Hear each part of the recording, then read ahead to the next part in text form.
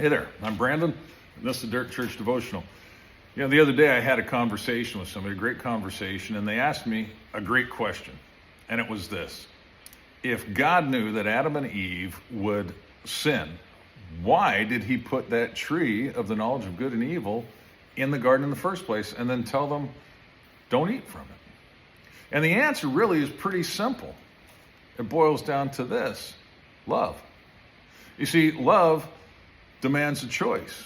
We have to choose right or wrong. We get to choose yes or no. We get to choose obedience or disobedience.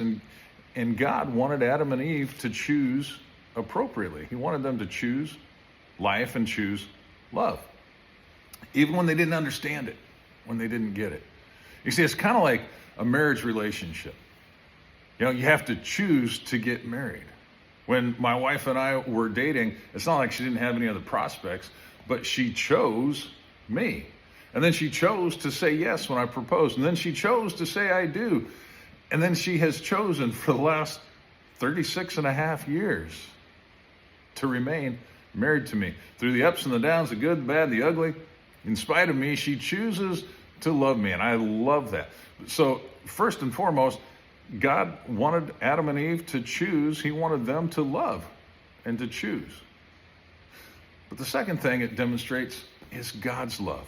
You see, when they chose poorly, yes, God punished them because he's just. They had to pay the penalty. But he chose to continue to love them, to pursue them. He made clothes for them, and he sent them out and protected them. You know, the Bible says that while we were yet sinners, when we still hated God, we're shaking our fist at him, doing everything we could to frustrate him, Jesus died for us.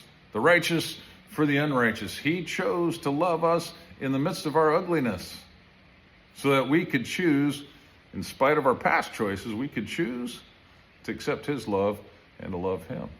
So let me challenge you with this today. Maybe you've made bad choices in the past. Well, actually, I know you have, because we all have. But maybe you're in the midst of some bad choices now.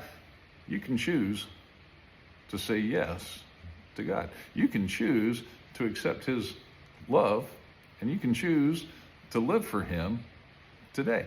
Not based on feelings, not based on emotions, based on love and trust. Why don't you chew on that? We'll talk to you next time.